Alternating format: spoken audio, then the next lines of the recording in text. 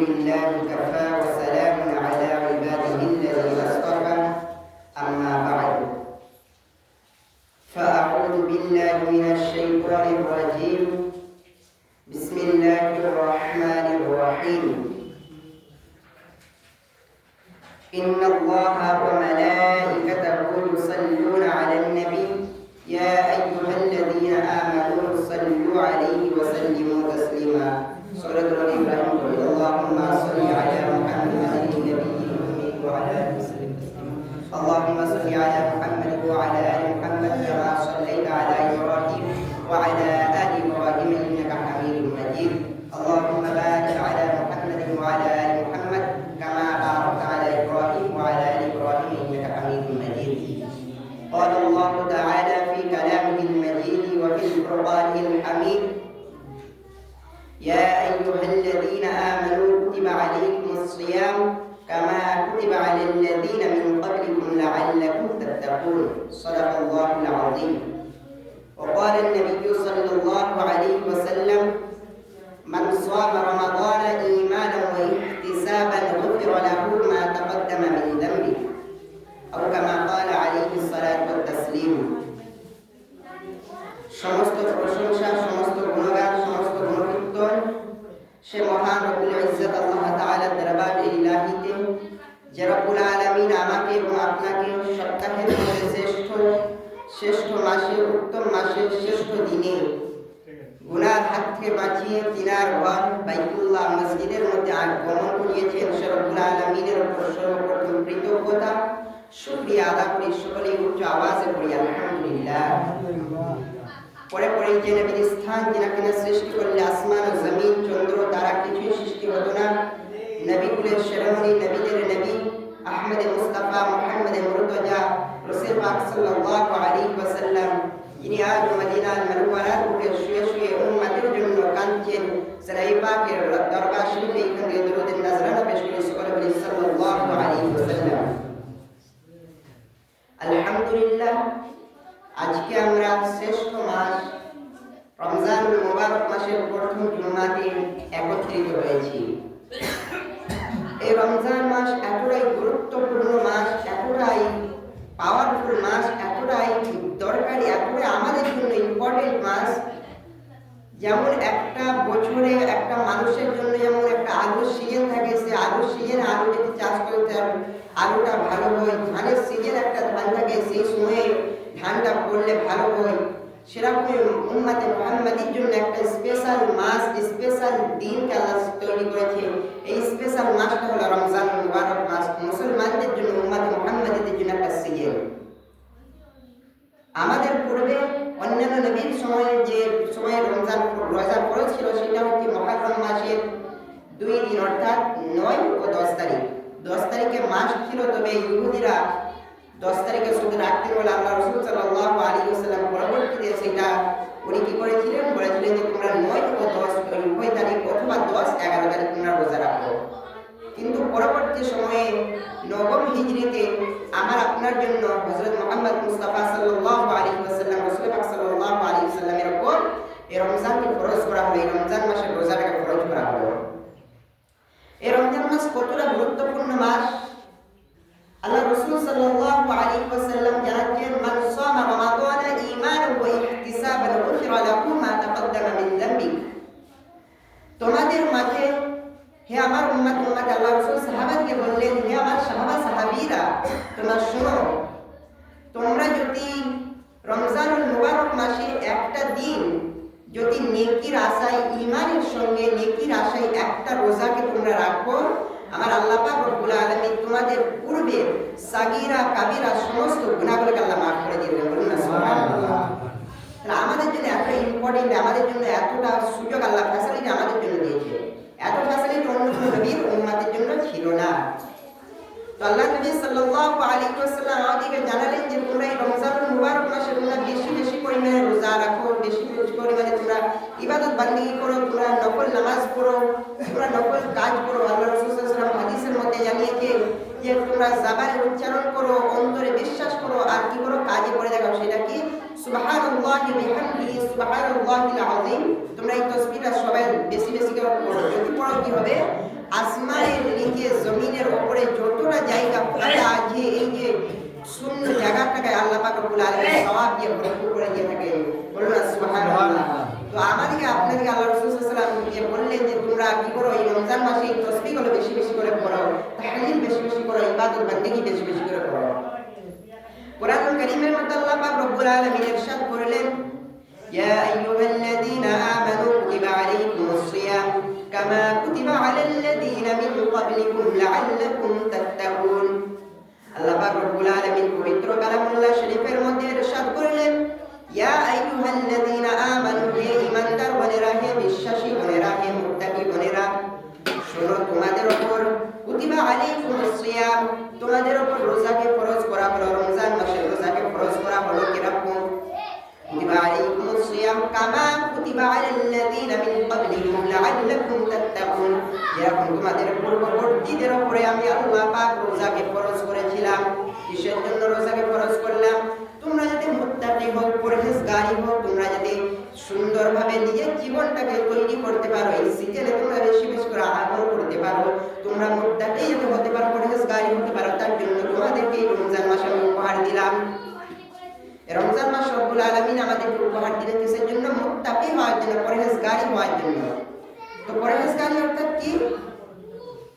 এই একটা মাস আমরা রোজা রাখলাম, একটা মাস আমরা ইবাদত বান্দেগি করলাম, তারাবিহ পড়লাম, লাইলাতুল কদরের রাত আসলো আমাদের কাছে 21, 23, 25, 27, 29, এই পাঁচটির মধ্যে যে কোনো একটি রাত লাইলাতুল কদর।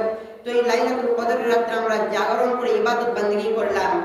তো পরবর্তীতে কি হবে? মাহশারের ময়দানে, কিয়ামতের ময়দানে আমাদের এই আমলটিকে এতটা বড় পরিমাণ করা হবে, আল্লাহ রাসূল সাল্লাল্লাহু আলাইহি ওয়াসাল্লাম জানাচ্ছেন তোমাদের এক রাকাত নামাজ, এক রাকাত যদি তোমরা নামাজ পড়ো, তোমাদেরকে 10 রাকাত নামাজের সমতুল্য সওয়াব দেওয়া হয়। তোমরা একটা যদি কোরআনুল কারীমের আয়াত তেলাওয়াত করে, একটা অক্ষরকে যদি তেলাওয়াত করো, তোমাদেরকে 10টা অক্ষর তেলাওয়াত করার সমতুল্য সওয়াব দেওয়া হয়। বলুন না সুবহানাল্লাহ। রাসূলুল্লাহ সাল্লাল্লাহু আলাইহি ওয়াসাল্লাম বললেন, সাহাবা হুজুররা জিজ্ঞাসা করলেন, ইয়া রাসূলুল্লাহ, ইয়া হাবিবাল্লাহ, তাহলে কি আমরা যদি পড়ি যালিকাল কিতাব, যালিকা যদি পড়ি আমরা, তাহলে কি আমাদের 10টা সওয়াব হবে 3টা অক্ষর করার জন্য? আল্লাহ রাসূল বললেন, না, আলিফ হলো একটা অক্ষর, লাম হলো একটা অক্ষর, মিম হলো একটা অক্ষর। আলিফ একটা হরফ, লাম একটা হরফ, মিম একটা হরফ। তোমরা যদি এই 3টা অক্ষরকে পড়ো, আলিফ লাম মিম, তোমরা যদি একবারটি পড়ো, আমার রব্বুল আলামিন তোমাদের নামায়ে আমালে 30টা সওয়াবকে আল্লাহ পাক রব্বুল আলামিন দিয়ে দেবেন। সুবহানাল্লাহ। এই রমজানুল মুবারক মাসে এই আমাদের ফ্যাসিলিটি, এই আমাদের জন্য বেশি বেশি করে আমরা যদি আমল করতে পারি, বেশি বেশি যদি দুনিয়ার জমিনে থাকতে এই রহমতের মাসে, এই মাগফিরাতের মাসে, নাজাতের মাসে আমরা যদি কামিয়ে নিতে পারি, তাহলে আমাদের জন্য কামিয়াব। নচেত মাহশারের ময়দানে আমরা শূন্য হাতে যেমন এসেছি, কিয়ামতের ময়দানে খালি হাতে যে আমরা কিছু পাবো না। আল্লাহ রাসূল সাল্লাল্লাহু আলাইহি ওয়াসাল্লাম আমাদেরকে এই মাসটা সম্পর্কে জানাচ্ছেন, এই মাসটা সম্পর্কে বলছেন যে তোমাদেরকে এই রমজানুল মুবারক মাস দিয়া হলো, তোমরা কি করো? এই রমজানুল মুবারক মাসে বেশি বেশি রাত্রি জাগরণ করো, তারাবিহের নামাজ পড়ো। তারাবিহের নামাজ যদি পড়ো কি হবে? আল্লাহ রাসূল সাল্লাল্লাহু আলাইহি ওয়াসাল্লাম মসজিদে নববী শরীফে একদিন দুদিন নামাজ পড়লেন তারাবিহের, তারপরে দিন আসলেন না। সাহাবা মুসলিমরা দাঁড়িয়ে থাকতে ফজরের ওয়াক্ত এসে গেল, সেহরির সময় হয়ে গেল, শেষ হয়ে গেল, ফজরের ওয়াক্ত এসে গেল। আল্লাহ রাসূল সাল্লাল্লাহু আলাইহি ওয়াসাল্লাম মসজিদের মধ্যে গমন করলেন। আল্লাহ রাসূল সাল্লাল্লাহু আলাইহি ওয়াসাল্লামকে সাহাবা হুজুররা জিজ্ঞাসা করলেন, ইয়া রাসূলুল্লাহ, ইয়া হাবিবাল্লাহ হুজুর, আপনি আজকে তারাবি পড়তে আসলেন না, আজকে আপনি তারাবি আদায় করতে আসলেন না কেন? আল্লাহ রাসূল সাল্লাল্লাহু আলাইহি ওয়াসাল্লাম বললেন, আমার ভয় হয় না যে তোমাদের উপরে এই তারাবিটা যদি ফরজ হয়ে যায়, আমি সহ্য করতে পারি না। তোমরা আমার উম্মতি, তোমরা যদি দুনিয়ার জমিনে তোমরা 5 ওয়াক্ত নামাজ তোমরা মুসা নবী আলাইহিস সালাম বলি ঈসা আলাইহিস সালামরা বলেছে যে তোমরা এতটাই দুর্বল হবে যে তোমরা 5 ওয়াক্ত নামাজটাকে ঠিকভাবে পড়তে পারবে না। তো তোমাদের জন্য তারাবিহটা যদি আবশ্যক হয়ে যায়, মানে তোমাদের জন্য যদি বাধ্যকতা হয়ে যায়, ফরজ হয়ে যায়, তখন তোমরা যদি না পারো, কিয়ামতের ময়দানে তোমরা দায়ী হয়ে যাবে। মাহশারের ময়দানে আমি কিভাবে তোমাদেরকে জান্নাতে নিয়ে যাব, আমার বড় ভয় হয়, তাই আমি সেই দিন আসলাম না।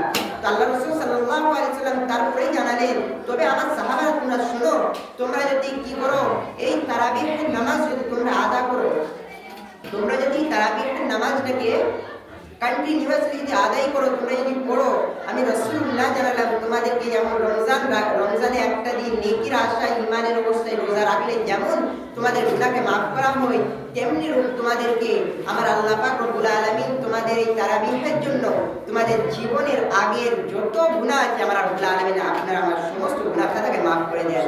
শুধু তাই নয়, এই তারাবিহের নামাজকে আদায় করলে আল্লাহ রাসূল সাল্লাল্লাহু আলাইহি ওয়াসাল্লাম বলছেন যে তারা যখন এই তারাবিহের নামাজকে আদায় করে, তারা যখন কোরআনুল কারীমের তেলাওয়াতটাকে শুনে, তাদের যারা শুনলো, যে পড়লো, তার তো হলো তারা শুনলো, তাদেরকে আমার রব্বুল আলামিন ওই যে একটা হারফের বদলে যে 10টা সওয়াব আমার রব্বুল আলামিন তার যারা শুনলো তাদের নামায় আমলেও দিয়ে থাকেন। বলুন না সুবহানাল্লাহ। আমাদের জন্য রমজানুল মুবারক মাস এতটাই ফ্যাসিলিটি, এতটাই গুরুত্বপূর্ণ। তাই রমজানুল মুবারক মাস থেকে আমাদের তাকওয়া অর্জন করতে হবে, আমাদেরকে পরহেজগারি হতে হবে, ভালোভাবে কাজ করতে হবে, ভালো ভালো দান সাদকা করতে হবে, ফিদিয়া দিতে হবে, ফিতরা দিতে হবে, আমাদেরকে ভালো ভালো যেমন কাজ করে যেতে পারবো। রব্বুল আলামিন আমাদের জন্য এই রমজানুল মুবারক মাসের স্পেশাল একটা গিফট হলো রব্বুল আলামিন নিজে আমাদেরকে দেখা দিবে। শুধু এতটুকুই নয়, রব্বুল আলামিন আমাকে আপনাকে নিজে হাতে পুরস্কৃত করবে। নামাজ পড়েছি, নামাজ আমরা আদায় করি, নামাজের পুরস্কার আল্লাহ রব্বুল আলামিন নিজে হাতে দিবেন না। আমরা হজ করেছি, অনেক হাজী সাহেবরা হজ করেছেন, তাদের পুরস্কার আল্লাহ রব্বুল আলামিন নিজে হাতে দিবেন না। কিন্তু এই রমজানুল মুবারক মাসে আমরা যে এই ইবাদত করছি, এই যে রোজাটা রাখছি, এই যে কষ্টটা করছি, এর বদলাটা রব্বুল আলামিন খুদ নিজে হাতে আমাকে আপনাকে দিবে। তাহলে এই এরকম ফ্যাসিলিটি, এরকম একটা গুরুত্বপূর্ণ মাস আমাদের মাঝে এসেছে। আমরা যদি এখনো যদি না নিজেকে সজাগ করতে পারি, এখনো যদি আমরা মসজিদের দিকে গমন না হতে পারি, এখনো যদি আমরা 5 ওয়াক্ত নামাজকে না পড়তে পারি, হাশরের ময়দানে, কিয়ামতের ময়দানে আমরা এতটা যে কি বলবো, এতটা দুর্ভাগ্য, এতটা আমরা হতভাগা বলার মতো না। তাই আজ থেকে নিয়ত করে নিন যে আমরা আজ থেকে আর নামাজকে ছাড়বো না। আজ থেকে আমরা 5 ওয়াক্ত নামাজকে আদা করবো এবং আমরা একত্রিত হয়ে একসঙ্গে যেমন তারাবিহের নামাজকে আদায় করছি, যেমন আমরা ঈদের দিনে ঈদের নামাজকে আদায় করি, অনুরূপভাবে আমরা এই রমজান মাস থেকে নিয়ে ওয়াদা করে নেন যে এই রমজান থেকে নিয়ে আগামী রমজান পর্যন্ত আমরা 1 ওয়াক্ত নামাজকে ছাড়বো না ইনশাআল্লাহ। এই নিয়তটা আমার আপনার মধ্যে যদি আনতে পারি, এই ওয়াদা যদি আমার আপনার মধ্যে আনতে পারি, তবেই আমি আপনি কামিয়াব, নচেত আমি আপনি কোনো কামিয়াব হতে পারবো না।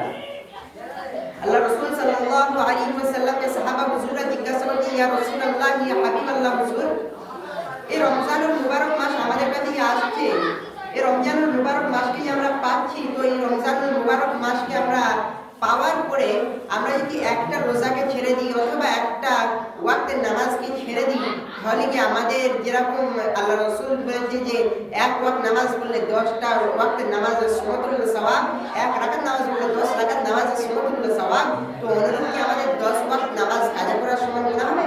আল্লাহ রাসূল সাল্লাল্লাহু আলাইহি ওয়াসাল্লাম বললেন না, তোমরা 1 ওয়াক্ত নামাজ কাজা করে যে তোমাদেরকে 10 ওয়াক্ত নামাজ কাজা করার সমান গুনাহ হবে না ঠিকই, তোমাদের তবে এতটুকু আমি বলতে পারি, তোমাদেরকে মাহশারের ময়দানে 80,000 বছর অর্থাৎ 80 হুব্বা, অর্থাৎ একটা হুব্বা আল্লাহ রাসূল বলছে 80,000 বছর, তো 80 হুব্বা মানে কম করে 6,00,000 বছর আমাকে আপনাকে জাহান্নামের মধ্যে নিক্ষেপ করা হবে। আল্লাহ রাসূল তা জানালেন যে তোমরা নামাজকে এখন থেকে কন্টিনিউ প্র্যাকটিস করো, তোমাদেরকে এই সিজনে তোমরা তৈরি হয়ে যাও, নিজেকে এমনভাবে শক্ত করে নাও যে তোমরা যেন পরবর্তী মাসগুলো তোমাদের কাছে যেন কষ্ট না হয়। তোমরা কি করো, পূর্ব মাস থেকে তোমরা প্র্যাকটিস করো, শাবান থেকে তোমরা রোজা রাখার প্র্যাকটিস করো, তোমরা ওই সময় থেকে নামাজের প্র্যাকটিস করো, তোমরা ওই সময়কে রাত্রি জাগরণের প্র্যাকটিস করো, তাহলেই তোমরা এই রমজানুল মুবারক মাসের ফায়দাটাকে হাসিল করতে পারেন। যে আমি আপনি যদি তখন অনেকেই প্র্যাকটিস করেছি, এখন তাহলে দেখেন যারা তখন কিছু করতে পারেন না, এখন তাদের অসুবিধা হচ্ছে। তো এই সময়ে যদি আমরা এখনো যদি নিজেকে পরিবর্তন না করতে পারি, এখনো যদি আমরা নিজেদেরকে যদি দ্বীনের রাস্তায় যদি না আনতে পারি, কিয়ামতের ময়দানে, মাহশারের ময়দানে আল্লাহ পাকের দিদারটা আমার আপনার নসিবে হবে না। কিয়ামতের ময়দানে আল্লাহ পাক রব্বুল আলামিনের হাত থেকে আমাদের পুরস্কারটা হবে না। শুধু তাই নয়, জান্নাত, আল্লাহ রাসূল সাল্লাল্লাহু আলাইহি ওয়াসাল্লাম বলেছে যে বহু জান্নাত আছে, তার মধ্যে একটা স্পেশাল জান্নাত হলো জান্নাতুর রাইহান। সেই জান্নাতুর রাইহান নামক জান্নাত দিয়ে আমাকে আপনাকে আল্লাহ পাক রব্বুল আলামিন এই রোজাদার দিকে প্রবেশ করাবে। তাদের এই রোজাদারদেরকে এতটা পছন্দ করে, দুনিয়ার জমিনে সামান্য আমরা এই রোজা রাখার পরে আমাদের মুখে একটা দুর্গন্ধ ছড়ায়। আল্লাহ রাসূল সাল্লাল্লাহু আলাইহি ওয়াসাল্লাম বলেছে তোমরা ওই দুর্গন্ধটা, তোমাদের জবানে ওই দুর্গন্ধটা দুনিয়ার মানুষরা হয়তো কিছুটা খারাপ লাগতে পারে, তারা হয়তো ভাবতে পারে যে তাদের মুখ থেকে দুর্গন্ধ দুর্গন্ধ বেরোচ্ছে, তার সঙ্গে কথা বলতে গেলে তার ঘৃণা প্রকাশ করে। কিন্তু আল্লাহ রাসূল সাল্লাল্লাহু আলাইহি ওয়াসাল্লাম জানাচ্ছেন যে ফারিস্তারা যখন আসে, তারা যখন ওই দুর্গন্ধটা শুনতে পায়, আল্লাহকে বলে আল্লাহ তাদের জবান থেকে দুর্গন্ধ ছড়াচ্ছে।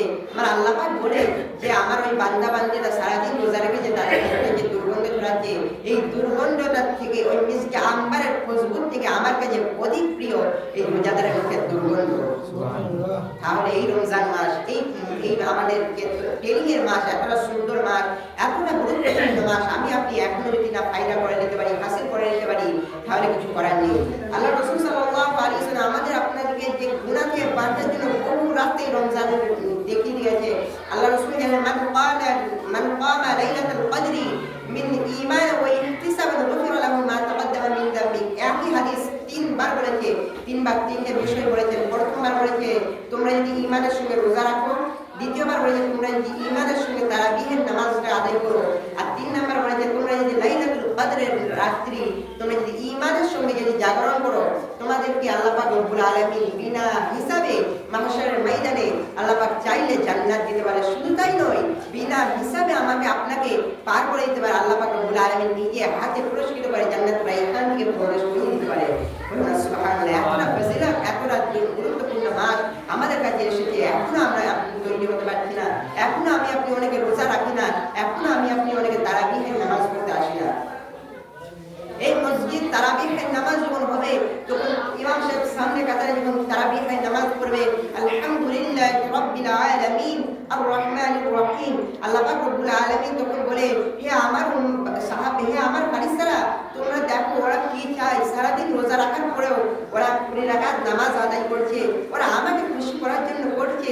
তারা দাঁড়িয়ে দাঁড়িয়ে দেখো কতটা কষ্ট করছে, পাড়াকে পাড়া, তারা 1 পাড়া 2 পাড়া 3 পাড়াও এমন করে দাঁড়িয়ে রয়ে যাচ্ছে। তারা সুন্দরভাবে তারাবিহের নামাজ পড়ছে। তারা কি চায় তাদের কাছে জিজ্ঞাসা করো। তোমরা যখন এক সময় দোয়াটা করো, আল্লাহ আমরা দুনিয়ার জমিনে এই বিপদের মধ্যে আছি, আল্লাহ আমাকে এই বিপদ থেকে নাজাত দেন, আল্লাহ আমাকে এই বিপদ থেকে মুক্তি দেন।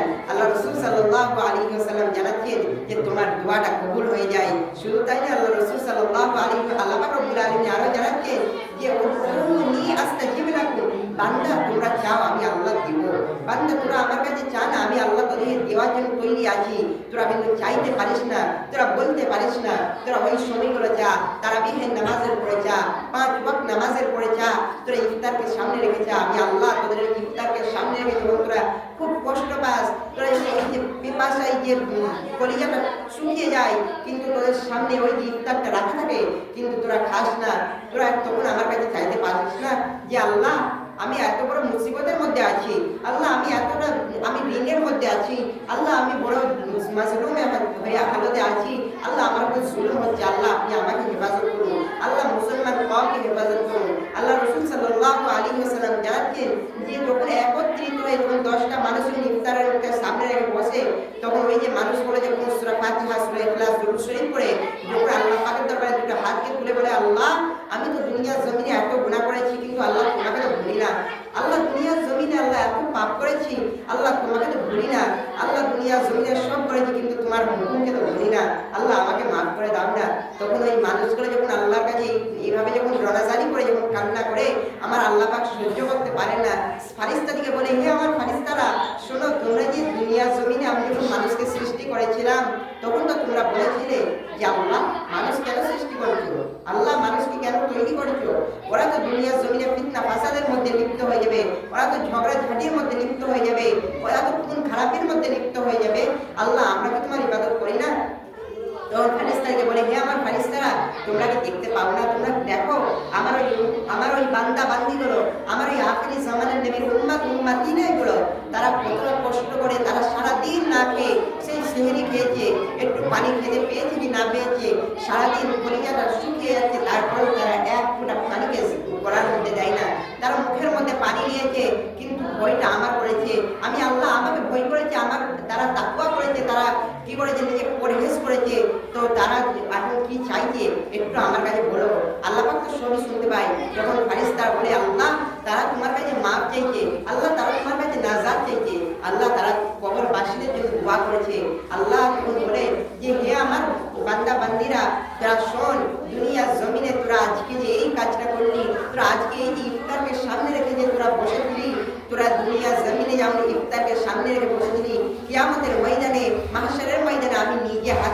খানা খাওয়াবো, বলুন না সুবহানাল্লাহ। এতটা আমাদের জন্য ফ্যাসিলিটি, এতটা আমাদের জন্য গুরুত্ব, অন্যান্য নবীর উম্মতকে তো এত গুরুত্ব দেয় না মুসলমান। তাহলে এখনো কেন আপনারা প্রবেশ করছেন না? এখনো কেন আপনারা মসজিদের দিকে গমন হচ্ছেন না? এখনো কেন আপনারা নামাজের দিকে আসছেন না? নামাজের দিকে এত তাকিদ দেওয়া হচ্ছে। ইমাম সাহেব প্রত্যেক সপ্তাহে প্রত্যেকটা দিন আপনাকে আমাকে নামাজের জন্য কথা বলছে। কেন আমি আপনি এখনো নামাজের দিকে ধাবিত হচ্ছি না? কেন আমি আপনি এখনো গুনার দিকে রয়ে গেছি? এই রমজানুল মুবারক মাস আমাদের জন্য ট্রেনিং এর মাস। এই রমজানুল মুবারক মাস আমাদের জন্য বড় ফ্যাসিলিটি মাস। আজ ওয়াদা করুন, নিয়ত করুন যে আমরা নামাজকে ছাড়বো না। আমরা এই রমজান মাসে যেমন পরিপূর্ণভাবে নামাজ পড়ছি, যেমন ঈদের দিনে একত্রিত ঈদ পড়েছি, সেরকম অনুরূপভাবে আমরা চেষ্টা করবো ওয়াক্তিয়া নামাজগুলোতেও আমরা মসজিদটাকে ভর্তি করে দেবো। ভাবুন এই গ্রামটায় কটা ঘর, 80টা কত ঘর, যদি 100টা ঘর, তাহলে 100টা ঘর থেকে যদি একটা করে মানুষ আসে, এই মসজিদটায় জায়গা ধরানো যাবে না। তাহলে মসজিদটা পুরো খালি করে রয়ে যাচ্ছে। এই মসজিদকে আপনারা তৈরি করেছেন অর্থ দিয়ে, সামর্থ্য দিয়ে। আল্লাহ রাসূল সাল্লাল্লাহু আলাইহি ওয়াসাল্লাম জানাচ্ছেন ওই মানুষের জন্য এই মসজিদ বরদোয়া করে, ওই মানুষগুলোর জন্য এই মসজিদটা বরদোয়া করে যারা তারা যদি এই টাকা পয়সা দেওয়ার পরেও তারা যদি মসজিদে আগমন না হয়, তারা যদি মসজিদে নামাজ না পড়ে, তাদের জন্য এই মসজিদটা বরদোয়া করতে থাকে। মাহশারের ময়দানে, কিয়ামতের ময়দানে আল্লাহ পাক রব্বুল আলামিন যখন আপনাকে নামাজে যখন জান্নাতে দিবেন, কথা বলবেন যে আমি আপনি যদি জান্নাতে যাই, তাহলে ভাবুন একটা মানুষ সামান্য একটা এমপির কাছে যেতে গেলে, একটা মন্ত্রীর কাছে যেতে গেলে কতগুলো হাওয়ালা করতে হয়। আর আল্লাহ পাকের দরবারে যখন আল্লাহ পাকের সঙ্গে সাক্ষাৎ করবেন, আপনাকে হাওয়ালা করতে হবে না। এই মসজিদ হচ্ছে সেই হাওয়ালা, এই মসজিদ হচ্ছে সেই ওসিলা। যখন আপনি এই মসজিদটাকে যখন গমন করবেন, আপনি যখন একটা কদম যখন ফেলবেন, আপনার জীবনে একটা পুকুরের সাগিরা গুনাহকে আল্লাহ মাফ করবে। আপনি এই মসজিদটাকে যখন ভর্তি করবেন, তখন আল্লাহ পাক রব্বুল আলামিনের কাছে কিয়ামতের ময়দানে এই মসজিদ বলবে, আল্লাহ দুনিয়ার জমিনে এরা আমাকে খোরাক দিয়েছে, এরা আমাকে খাবার দিয়েছে। খাবারটা কি? তারা 5 ওয়াক্ত এসে সিজদা করেছে, আল্লাহ তোমার জমিনে সিজদা করেছে। আল্লাহ এদেরকে জাহান্নামে দিও না। আল্লাহ তুমি যদি এদেরকে জাহান্নামে দাও, তাহলে ওদের সঙ্গে আমি মসজিদে আমাকে জাহান্নামে দাও। তখন এই মসজিদের ফরিয়াদকে আল্লাহ পাক মেনে নিয়ে, তাহলে কিয়ামতের ময়দানে আমাকে আপনাকে এই মসজিদের ওসিলাতে জান্নাত দিবে। আজ মসজিদে একত্রিত হয়ে ইফতার হচ্ছে, ইফতার মাহফিল হচ্ছে। আজকে যদি আমি আপনি যদি প্রত্যেকটা মানুষ যদি সাহায্যের হাতটা বাড়িয়ে দিই, আজকে যদি এই মসজিদে ইফতারটা যদি আমি আপনি যদি সামিল হই, যখন এতগুলো মানুষ যখন দোয়া করবে, তখন না জানি হয়তো কার দোয়াটা আল্লাহ কবুল করবে। যদি 10টা মানুষ যদি দোয়ার জন্য হাত তুলে, ওই 10টা মানুষের হাতের ওসিলায় একজনের যদি আল্লাহ হাতকে পছন্দ করে, ওই একজনের হাতের ওসিলাতে আল্লাহ পাক সকলে দোয়াটাকে কবুল করে। তাহলে আজকে মসজিদের মধ্যে ইফতার হচ্ছে, 10 জন 12 জন, কেন গোটা গ্রামবাসী একত্রিত হয়ে যদি ইফতারটা করে, গোটা গ্রামবাসী যদি একত্রিত হয়ে যদি সাহায্যের হাতটা বাড়ায়, কত সুন্দর হয়। এই মসজিদে ইফতার হবে, এই মসজিদে তারাবি হবে, এই মসজিদে নামাজ হবে, তখন কতটা সুন্দর লাগবে। আজকে মানুষ তখন বলবে, দেখো ওই ভোলতাজপুর পুরাতন মসজিদটাকে তোমরা দেখে শিক্ষা দাও যে ওই মসজিদে এতগুলো মানুষ একত্রিত হয়ে আজকে তারা কত ভ্রাতৃত্ব রেখে, তারা ভালোবাসার সঙ্গে তারা একত্রিত হয়ে তারা মসজিদে ইফতার করছে, তারা নামাজ পড়ছে, তারা তারাবির নামাজ পড়ছে, লাইলাতুল কদরের রাতে তারা একত্রিত হয়ে উদযাপন করছে, তারা লাস্টে 10 দিন ইতিকাফ করছে। তখন আল্লাহ পাক রব্বুল আলামিন বলে যে দেখো আমার ওই মসজিদের বান্দা বান্দিগুলোকে তারা দুনিয়ার মানুষরা ভালো করেছে।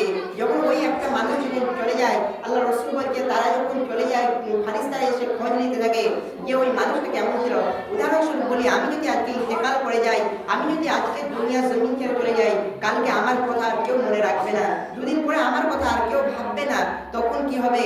তখন দেখা যাবে যে যদি 10টা মানুষ যদি বলে এই মানুষটা মানুষকে একত্রিত করেছিল, এই মানুষটা মানুষকে ভালোবাসা দেখিয়েছিল, এই মানুষটা মানুষের মধ্যে চরিত্র ভালো দেখেছিল, 10টা মানুষ তখন বলবে যে ওই মানুষটার চরিত্র ভালো ছিল।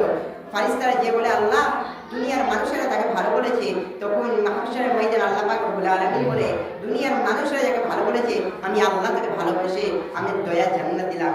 সেইটা শিক্ষা তো এই মসজিদ থেকে হয়, সেই শিক্ষা তো এই মক্তব থেকে হয়, সেই শিক্ষা তো এই জুমার দিনে হয়। তাহলে এখনো কেন আমরা আপনি পড়াশোনা করতে পারছি না?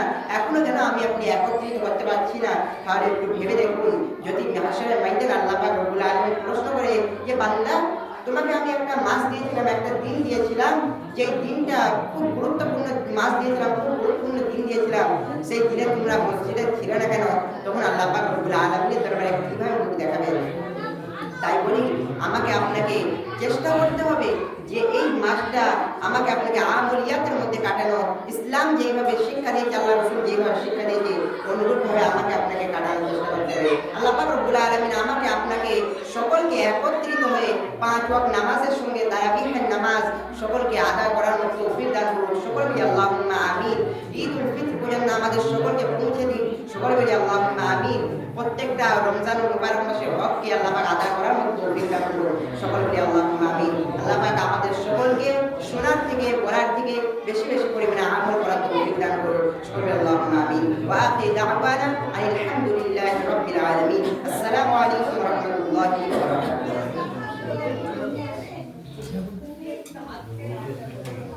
ওখানে